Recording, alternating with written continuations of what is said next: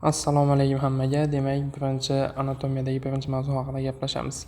Bu birinchi mavzu bo'lgani uchun biz dastlab anatomiyada tushunchalar haqida gaplashamiz. Birinchi bizda o'qlar, ya'ni kesimlar haqida gaplashamiz.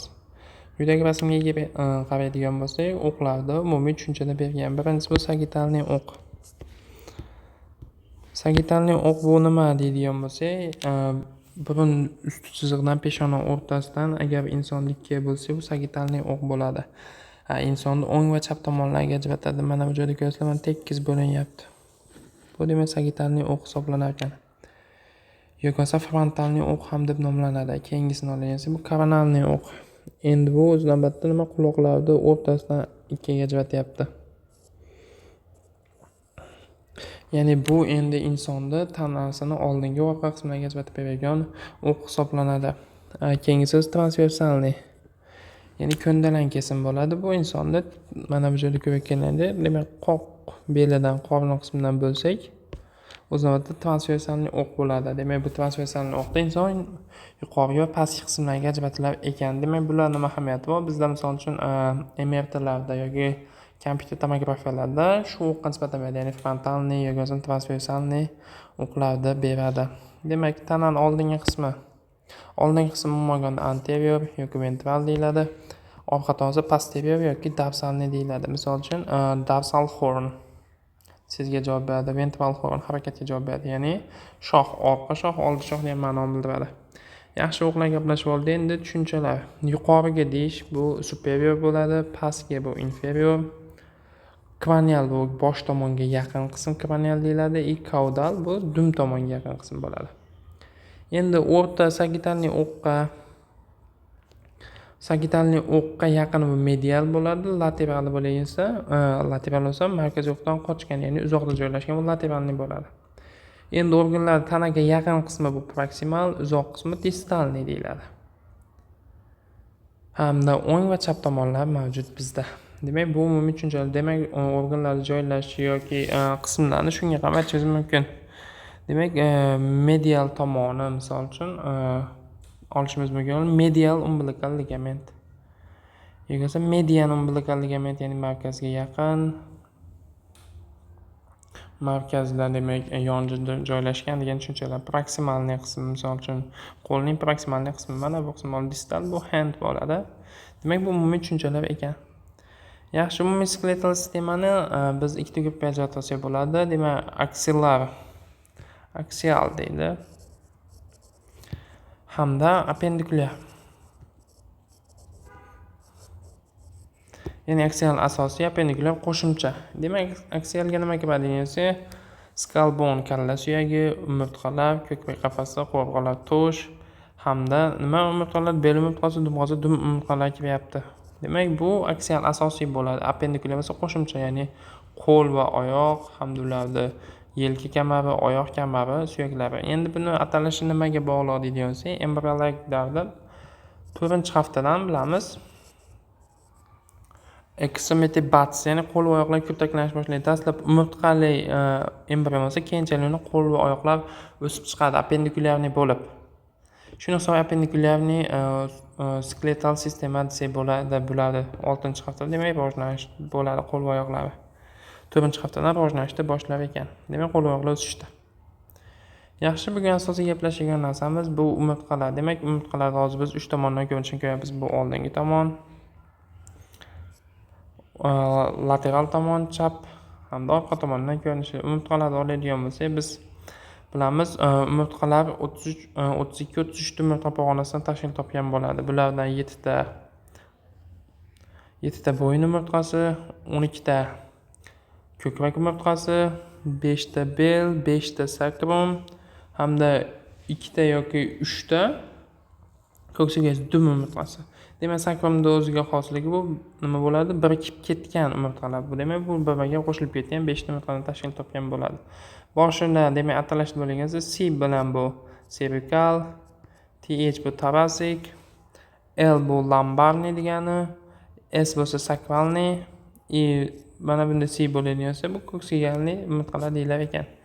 Yaxshi, demak umumiy tuzilishni yon tomondan ko'rganimizda bizda tabiiy bukilmalar bo'lyapti. Birinchisi servikalniy lordoz, ya'ni mana bu tomonga qiyshaysh. Keyingisi tarasic kifoz. Ya'ni ko'krak umurtqalarni bukilishi kifozi hamda lombarniy lordoz. Qorindorga chiqqan qismi bo'lyapti. Umurtqalarga nisbatan e'tibor mana bunday. Sakranli kifoz qismiga ajratib olyapmiz. Bizda endi sakranli kifoz, servikal lordozisda uncha bermaydi. Bizda ko'pincha nima beradi? Tarasic kifoz va lombar lordoz bor fiziologik bukilmalar deydi. Demak, qolganlarni ham qo'shimchalarni ham biz bilib oldik.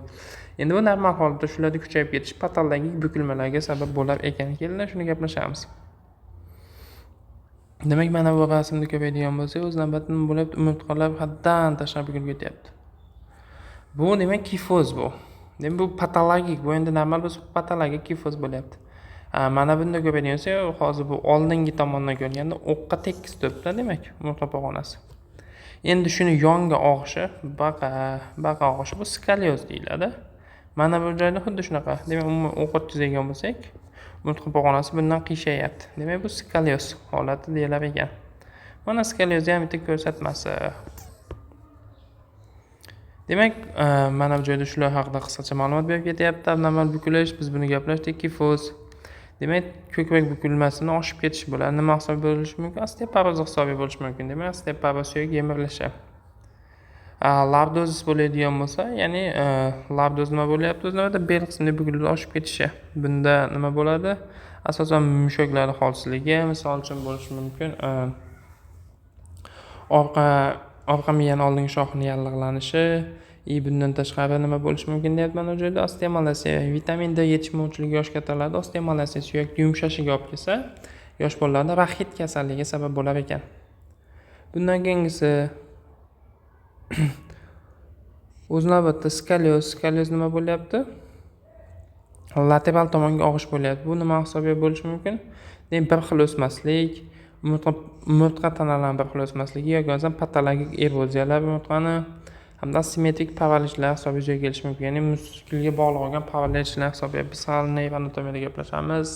Low gain weight disease deymiz yoki bo'lmasam B12 deficiency turli xil patologiyalar bor, juda ham ko'p. Bulardan aynan vertebral muskular paralish olib kelgan holatda ham skalyoz sabab bo'lishi mumkin ekan. Yaxshi, demak biz endi umurtqalarni harakati, inson tanasining harakati haqida gaplashamiz umurtqalarga nisbatan. Demak, extension bu orqaga bukilish. Flexion bo'lsa oldinga bukilish. O'zi tarjima qilganda flexion bukilish, extension yozish ma'nosini bildiradi. Demak, orqaga esa extension, oldiga esa flexion, yon tomonga esa lateralniy fleksiya deyilar ekan. Hamda rotatsiya bu aylanish, demak, boshingizni taningizni aylantirish bu rotation deyilar ekan. Endi hyper so'zi qo'shib qo'ysa, shu joyga hozir hyperflexion yoki hyper extension degansa haddan tashqari ko'p bukilish bo'ladi bunda. Demak, bu sinishlarga sabab bo'lishi mumkin. Buni pastda gaplashamiz. Keling, endi umumiy umurtqalarda tushunchalar haqida gaplashib olamiz. Umurtqalar. Demak, atipikal umurtqalar haqida dastlab gaplashib olsak, ya'ni boshqalarga o'xshamaganlardan bittasi bu C1, ya'ni atlas. Ya'ni bo'yin umurtqasi, birinchi bo'yin umurtqasi buni o'ziga xosligi, bunda mana bular boshqalarga qaraganda nimasi yo'q, body'si yo'q. Ya'ni tanasi mavjud emas bunda. Body mavjud emas. Demak, tana qismi mavjud emas.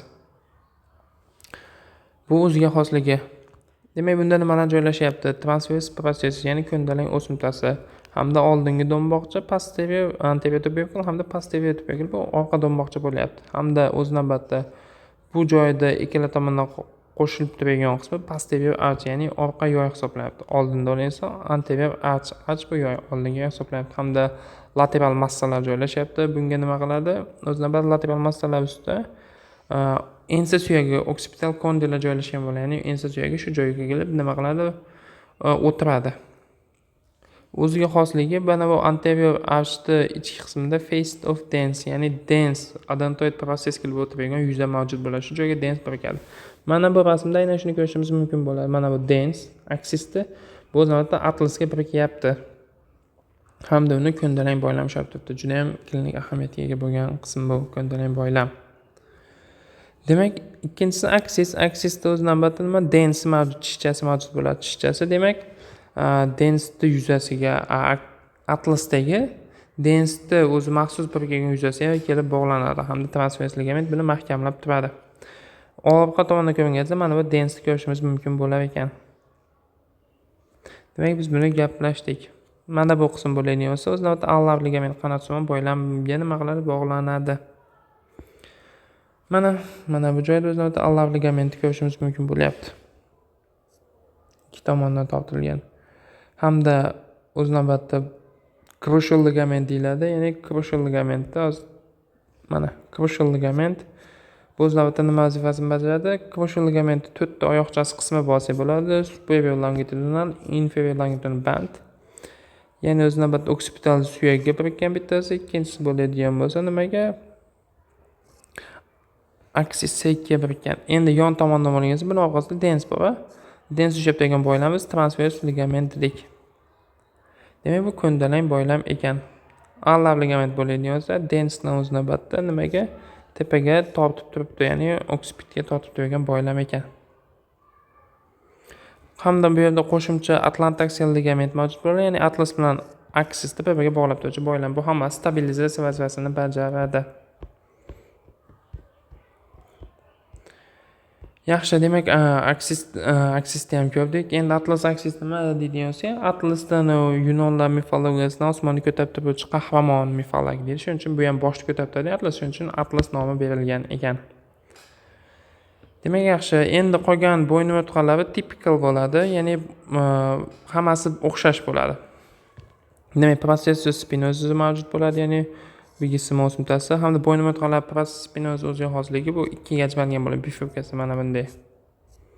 Demak, ikkiga ajralgan holat bo'ladi. Hamda lamina qismlar bo'lyapti processus spinosus tomonidan hosil qilishda. Yuqorgi artikulyarniy proses bo'lyapti, o'zidan yuqorida umurtqa bilan nima qiladi? Bo'g'im hosil qilishda. Hamda transvers proses bo'lyapti posterior tuberkulada. Hamda transvers proses uchun transvers foramen bor. Bu joyda demak orqa miya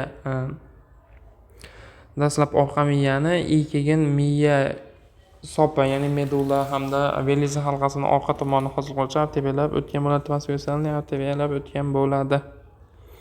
Subklavianlar. Demak, qolganda biz body bor, tana qismi hamda yoy qismi bo'lyapti. Demak, bu qolganlari o'xshash bo'ladi. Endi ko'krak umurtqalar oladigan bo'lsak, tana qismi mavjud bo'lyapti. Hamda mana bu o'rta qismda bizda nima bo'lyapti? Vertebralniy foramen. Bu joyda bizda orqa miya joylashgan bo'ladi. Lamina qismlar bo'lyapti, demak, spinosus bilan processus transversus o'rtasida hamda pedikal qismi mavjud bo'ladi mana bu joyda. Ya'ni oyoqchalar mavjud bo'ladi mana. Bel qismiga kelsak, belni tanasini ko'rsangiz, tanasi yirik katta qolganingizda, chunki katta yuklama tushadi bunga. Shuning uchun buni katta tana qismi keng katta bo'ladi. Demak, pedikal oyoqchalar bilan arsh tomon boryapti. Demak, yuqorgi artikular proses bilan inferior artikular proses ustiga tushib, bo'g'inda hosil qiladi zygomofascial joint deyiladi bu. Hamda markaziy kanal hisoblanyapti. Demak, bu umurtqalarda endi yon tomondan ko'rinishda o'z navbatda inferior vertebralniy notch degan o'yiq mavjud bo'ladi. Inferior vertebral notch. Demak, pastdan ham bitta umurtqa tushdi. Mana bu joyda yana bitta mana bunday bo'lib, keyin processus spinosus hosil bo'ladi.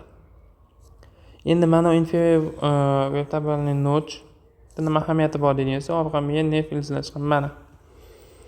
Ikkita notch o'zaro qo'shilibdi, nima bo'lyapti? Foramenni hosil qilib beryapti. Intervertebralniy foramen. Ya'ni umurtqalar aro bo'shliq. Bu teshikdan nima chiqadi deydigan bo'lsa, orqa miya nervlari chiqadi. Yaxshi, endi umurtqalar tana qismining o'rta qismida o'z navbatida intervertebralniy disk mavjud bo'ladi, ya'ni umurtqalar aro disk. Umurtqalar aro diskda demak ikkita qismdan tashkil topgan bo'ladi. Markazda nucleus pulposus hamda atrofda annulus fibrosus, fibrozning halqa. Demak, fibrozning halqa joylashgan bo'ladi. Nucleus pulposus vazifasi bu amortizatsiya vazifasini bajaradi. Bu qo'yiq jelatinsimon modda bo'lib, ya'ni amortizatsiya yuklama tushganda bu eziladi. Mana bu misol uchun yaqinlashishi mumkin. Ya'ni ikkita suyak bir-biriga tegadigan bo'lsa, bu masalan ishqalanish yoki yemirilish sabab bo'lsa, o'rtada demak yumshoq modda, intervertebral disk bu amortizatsiya vazifasini bajarar ekan. Endi annulus fibrozning yirtilishi hisobiga nucleus pulposus chiqib olishi mumkin. Mana bu joyga borib deb herniation qilib, ya'ni chuba hosil qilib, bu o'z navbatida disk chubasi. Biz bilgan grijeya sabab bo'ladi. Mana bu joyda nervlarda yoki bo'lmasam bu joyda joylashganda nukleus pulpozida to'g'ridan-to'g'ri orqa miyani ezishi mumkin yoki yon tomondan chiqdi nimani nervlarda ezishi mumkin. Grijeyaga hali qaytamiz.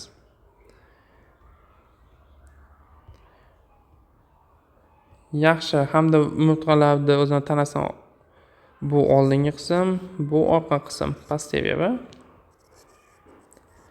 anterior, posterior. Demak, anterior hamda posterior qismlarga ajratib oldik. Anterior qismda longitudinal ligament deydi. Longitudinal ligament qalin bo'lyapti. Shuning hisobiga nukleus pulpozni bu yoqqa grijeya qilish, ya'ni bo'lib chiqish qiyin, shuncha oldinga chiqadi. Shuncha orqaga ko'proq holatda grijeya sabab bo'ladi. Yaxshi, endi bizda patologik holatlar bu atlantaksialniy dislocation yoki subluxation degan holat bor. Bu qaysiki cruciform ligamentni yirtilish hisobiga yuzaga keladi. Cruciform ligamentni biz pastda gaplashdik. Mana bu. Demak, cruciform ligament mana shu boylamda yirtilish hisobiga yuzaga keladi. Bundan oqibati nima bo'ladi degan bo'lsa, o'z navbatda bu yirtilgandan keyin dens o'ynab qoladi. Ya'ni tishcha bemalol harakatlanadi. Bu orqa miyani ezishi mumkin yoki bo'lmasam uzunchoq miyani ezishi mumkin bo'ladi. Agar orqa miyani ezadigan bo'lsa, bu o'z navbatda falajlik, quadriplegiya degan holat bo'ladi. To'rala qo'l, oyoq, tananing umuman ishlamasligi. Medulla degan bo'lsa, nafas olish hamda yurak urish markazlari bo'lgani uchun bu o'limga sabab bo'lishi mumkin ekan. Demak, bu nima hisobiga yuzaga keladi? Ko'pincha reumatoidniy artrit yoki travma hisobiga yuzaga kelishi mumkin bo'ladi. Yoki bo'lmasam dens tug'ma bo'lmasligi ham atlantaksial dislocationga sabab bo'ladi. Ya'ni atlantaksial dislocation atlasda aksisdan chiqib ketishi.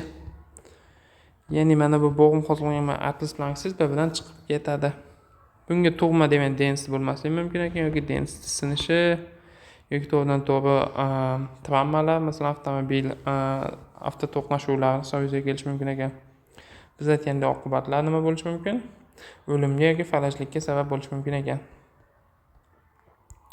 Endi fracture of atlas. Fracture degani bu sinish degani, ya'ni atlas birinchi bo'yin umurtqasining sinishi. Bu nima hisobiga yuzaga keladi deyilsa, o'z navbatda boshni tepa qismidan berilgan zarba, boshni tepasidan berilgan zarba yoki bo'lmasam masalan bino qurilish bo'layotgan bino tagiga ketib, tepadan g'isht tushib ketdi, boshiga tepadan to'g'ri pastga boshi ustiga tushishunda, demak atlas sinishi mumkin ekan. Yoki ham bitta misol bo'lyapti, sayoz suvga kalla tashlaganingizda ham yuzaga kelishi mumkin ekan. Demak, o'z navbatda lateralniy massalar sinadi. Biz tepada ko'rgandek lateralniy massalar. Mana bu. Demak, mana bu qism lateralniy massalar sinyapti. Demak, fracture of atlasda lateral massalar sinishini ko'ryapmiz.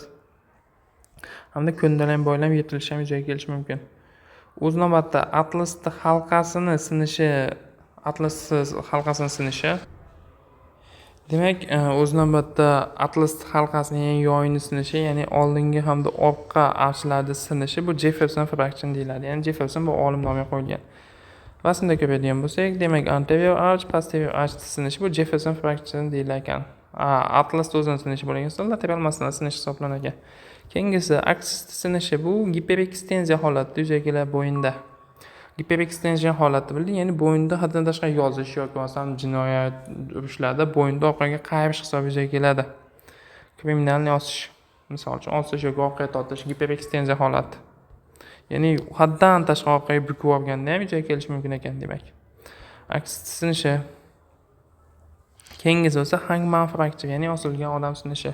O'z navbatda aksisda pedikl oyoqchalar qismini sinishiga aytiladigan holat bo'ladi. Qaysi? Ya'ni bu avtomobil avariyalar yoki osilganda, ya'ni bo'yinni osiladi-ku, arqon yoki biron nimaga. Shunda demak, aksisda oyoqchalar qismi sinar ekan. O'zini cruciform ligament yetilishi mumkin hamda orqa miya ezilishi mumkin ekan. Spinal crash natijada bu o'limga sabab bo'lishi mumkin ekan. Orqa miya ezilishi hisobiga. Yaxshi. Biz demak buni gaplashdik. Qisqacha intervertebralniy disk bo'lyapti, intervertebralniy foramen bo'lyapti. Nucleus pulposus, atrofda anulus fibroz halqalarida ko'ryapmiz ekan. Yaxshi, mana bu rasmga e'tibor beradigan bo'lsak, orqa miya joylashgan, orqa miyadan intervertebralniy foramendan demak ildizlar chiqmoqda. orqa miya ildizlari. Aynan mana bu joyda nukleus pulpoz grija hosil qilib, buni ezishi mumkin yoki buni ezishi mumkin yoki to'g'ridan-to'g'ri orqa miyani o'zini ham ezishiga sabab bo'lishi mumkin ekan. Demak, hozir grija haqida gaplashamiz.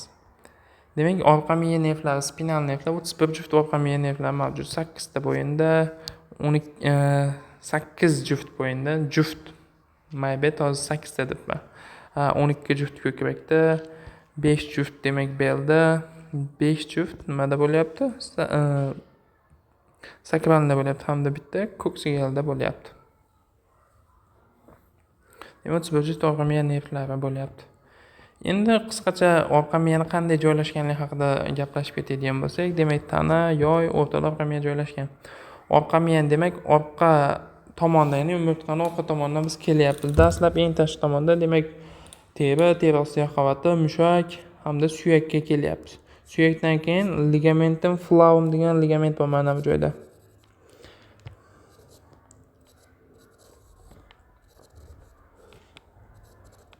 Ligamentum flavum. Yo'g'onsam yellow ligament deydi. Yellow ligament bor. Bu qalin sariq boylam bo'ladi. Demak, o'sha arch yoy qismini ichida umurtqani. Undan keyin demak orqa miyani suyak qismi bo'lyapti, yellow ligament. Orqa miya suyak qismi so'ri, umurtqani suyak qismi. Undan keyin duromatr, ya'ni orqa miyaning qattiq pardasi. Duromatr bilan suyakning o'rtasida o'z navbatda venous plexus mavjud. Ya'ni vena chigali mavjud bo'ladi. Orqa miyani venous qonini olib ketuvchi. Demak, duromatr qattiq pardadan keyin arachnoid matr, ya'ni o'rgamchi qisman parda bo'lyapti. Buni demak duromatrda usti epidural space bo'ladi. Epidural, duromatrda osti bo'lgan subdural. Endi arachnoid parda bo'ldi. Arachnoid pardani ostida esa subarachnoidalniy bo'shliq bo'ladi. Orqa miya suyuqligi aynan shu joyda aylanadi. Undan keyin orqa miyaning yumshoq pardasi pnevmator miyani o'zini qoplagan bo'ladi hamda orqa miya joylashgan bo'ladi. Demak, biz buni gaplashdik, chunki hozir orqa miyani anesteziya qilayotganimizda yoki bo'lmasam nima deydi? Anesteziya yoki bo'lmasam orqa miya suyuqlanayotganimizda aynan shu qaysi qavatlar teshib o'tish haqida gaplashamiz. Demak, bu joyda bizda qolib ketgan biroz narsa, bu demak grija. Annulus fibroz halqani yirtilish hisobiga nukleus pulpoz chiqib nervlar ezish mumkin. Mana bu joyda demak o'z navbatda ko'rishimiz mumkin ekan. Demak, MRdan tek rejimda mana bu disk chiqib nima bo'lyapti? Orqa miyani ezib qo'yapti yoki mana bu qismda. Demak, bu nima hisobiga qanday namoyon bo'ladi deydigan bo'lsa, o'z navbatda demak belda bukilganda og'riq bo'ladi. Og'riq ham tarqovchi bo'ladi. Ya'ni bitta sohada emas. Aksincha masalan dumbadan boshlab turib sonda orqasi, oyoqlar orqasigacha nerv tomir bo'ylab tarqovchi og'riq bo'ladi bukilganda. Demak, bu grijaning klassik belgilari ekan. Grija ko'pincha nimada? Bo'yinda hamda belda bo'ladi. Aynan L4, L5 da L4, L5, L1, L2 sohalarda hamda L5, S1 sohalarda grija ko'p uchraydi. Demak, hozir grijani yana bittadan tushuntiraman. Ya'ni yana bitta o'ziga xosligi, mana bu misol uchun L4 deylik, bu L5. Demak, umurtqalarda bunda demak intervertebral disk bor. Bu disk chiqib o'z navbatda L5 ta nervni ezadi. Mana bu nerv L5 nerv bo'ladi. Demak, intervertebral diskni nomlayotganimiz bu L4 da diski L5 nikini ezadi. Ya'ni o'zidan bitta keyingi nerv ildizini ezadi. Bu raqamlashda bizga kerak bo'lgan holat hisoblanadi. Yaxshi, bu demak radiografik ko'rinishlar bo'lyapti umurtqalarda o'z navbatda oldingi tomondan ko'rinishi. Bunda esa MRIda, ya'ni magnit rezonans tomografiyada ko'ryapmiz tek rejimda. Demak, biz nima umurtqalarni ko'ryapmiz? O'z navbatda ko'krak umurtqalari, oyoqchalar, proseslarni ko'rmoqdamiz. Elikkida laminalar, ya'ni lamina nima deydi o'z navbatda? Processus transvers bilan spinozning o'rtasidagi joy hisoblangan mana bu joyda oyoqchalarni ko'rib turibmiz. Hamda ileum, ya'ni yonbosh suyagining yuqorgi chegarasidan e'tibor beriladi. Hozir lumbarniy funksiyada L4, L5 orasidan olishimiz kerak bo'ladi. Ya'ni orqa miya suyuqligini olishda shu joyda yuqorgi chegarasidan liniya o'tkazsangiz L4, L5 orasiga to'g'ri keladi. Buni hozir gaplashamiz. Demak, mana bu orqa miya.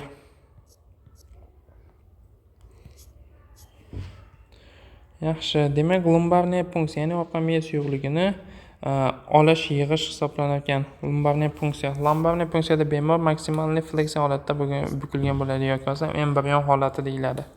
Embrion holati bukilgandan keyin unda demak mahalliy Novocain yoki lidokain bilan teri osteoqovatdan qavat-maqavat anesteziya og'riqsizlantirib ketadi. Undan keyin o'sha orqa miya suyuqlik olishga moslashgan igna hisobiga nima bo'ladi? Sekin shu joydan kirishni boshlaysiz. Qayerdan qilinadi degansa, L4 L5 liniyalardan orasidan qilinadi mana bu joydan. Demak, siz birinchi nima bo'ldi? Teri osteoqovatini kesib o'tdingiz. Undan keyin mushaklar hamda umurtqalar yoy qismini ichiga kirdingiz hamda yellow ligament bor. Qattiq sariq boylam. Yellow ligamentdan keyin duromatda hamda arachnoid ostiga kirdi, subarachnoidal bo'shliqqa tushdingiz. Demak, nimani kesdingiz? Dermis, o'z navbatda subdermal yo'q qaval, teri osteoqovati bo'lyapti. Undan keyin muscle, undan keyin bo'ladigan bo'lsa arch, ya'ni orasidan kiryapsiz, yellow ligament. Undan keyin duromatdir. Keyin arachnoid parda va mana bu joyda subarachnoidalniy bo'shliqda orqa miya suyuqligini siz olyapsiz namuna sifatida. Demak, buni orqa miya meningitlarda yoki bo'lmasa o'smalarda olib analiz qilib tekshirib ko'rishimiz mumkin ekan. Demak, lumbarniy punksiya spinal tap yoki bo'lmasa orqa miya suyuqligini namuna olish deb ataladigan holat bo'lyapti. O'zidan subarachnoidal bo'shliqda olinadi. Eng ko'p demak L3, L4 hamda L4, L5 sohalardan olinadi. L4, L5 eng ko'p soha. Endi siz L4, L5 nima bo'ldi sanay olmay qolsangiz, semiz odam bo'lsa, qayerdan L4, L5ligini bilaman deydigan bo'lsangiz, o'z navbatda nima qilasiz? Siz bunda biz aytganimizdek yonbosh suyaklarini yuqorgi chegarasidan ikki chegarasini liniya o'tkazasiz, chizg'i o'tkazasiz. Natijada nima bo'ladi? Shu L4, L5 ga to'g'ri keladi. Nimaga ayni L4, L5 da deydigan bo'lsangiz, o'z navbatda L1, L2 da orqa miya qoladi, faqat nervlar pardalar keladi xolos. Ya'ni orqa miyani jarohatlab qo'yish xavfi yo'q ekan L4, L5 da. Demak, biz buni gaplashib oldik. Demak, orqa miya yinada kirganda o'z navbatda orqa miya suyuqligining bosimini ham o'lchashingiz mumkin ekan. Endi bizda kaudal epiduralniy anesteziya degan tushuncha mavjud bo'ladi. O'z navbatda spinal nervlarda epidural boshlig'ida anesteziya qilasiz. Ya'ni nervlar chiqish joyida ya'ni epiduralniy bo'shliq biz aytgan mana bu joydagi demak saddle blockda epiduralniy duromatdir bilan demak suyakning o'rtasidagi qismi yoki extraduralniy space to'g'risida boshliq venous plex body. Shu joyga demak siz anesteziya yuborishingiz mumkin bo'ladi. Natijada mana bu chiqayotgan nervlarni siz nima qilasiz? Blokada qilasiz, og'riqni sezishini kamaytirasiz. Bu hiatal hernia qismidan qilinadi. Hiatal hernia mana bu qism. Mana bu joyda ochiq joy va hiatal hernia deb shu joyda yina sanchib turib, demak, siz nima epiduralniy anesteziya qilishingiz mumkin. Buni ko'pincha nimada foydalanasiz degansa, ko'pincha bu ginekologiyada, tug'ruqda, demak, og'riqsizlantirish maqsadida qilinadigan amaliyot hisoblanar ekan.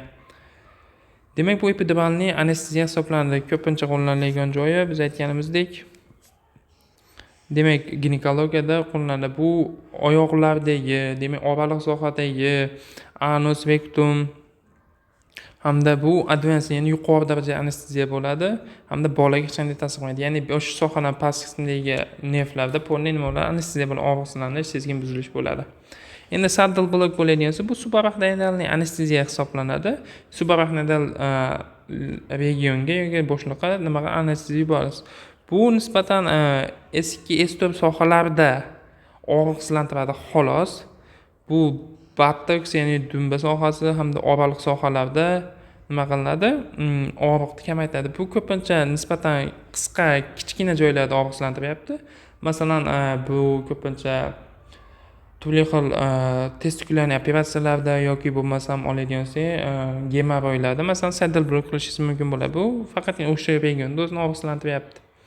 Endi bitta narsa bor, agar kaudalniy epiduralniy anesteziyani katta dozada bergansiz, bu yuqori nervlarga ko'payib, ya'ni sezgi maydonini ham kuchaytirishimiz mumkin ekan. Yana bitta narsa, subarachnoidalniy anesteziyada bemor demak bosh qismi tana yuqorisi tepaga bo'lishi mumkin. Chunki subarachnoidal boshliqda anesteziya tepaga ketib qolish ehtimoli mavjud. Shuning uchun bosh qismi teparoqda bo'ladi. Demak, bu asosiy tushunchalarimiz ekan. Bunda bu mavzuni nima beryapmiz? Orqa miyani umumiy ko'ndalang kesimlar haqida tushunchalarda aytib o'tib ketyapmiz. Demak, orqa miya gray matter, ya'ni kulrang modda, neyronni o'zi, kapalaksimon modda hamda white matter traklardan iborat bo'ladi, aksionlardan. Demak, kulrang moddada nima neyronlar bor dedik? Uni demak davsalniy xoron qismi bor. Davsal xoron qismi nima qiladi? Bu o'z navbatda bu sezgiga javob bo'ladi. Demak, bu tona sezgi kiradi hamda miyaga boradi. Hamda ventralniy xorin yoki anterior xorin deb bu harakatga javob beradigan neyronni orqa miya qismi hisoblanadi. Endi o'z navbatda tarasik hamda sakralniy regionlarda lateralniy xorin ham mavjud bo'ladi. Bu avtonom nerv sistemasi neyronlari bo'ladi. Ya'ni bunda simpatik hamda parasimpatik nervlar chiqadi. Demak, biz buni gaplashdik. Demak, white matter bu o'tkazuvchi qismi, gray matter esa neyronni o'zi ekan. Demak, bu bugunga atalgan mavzu edi. Hammaga rahmat.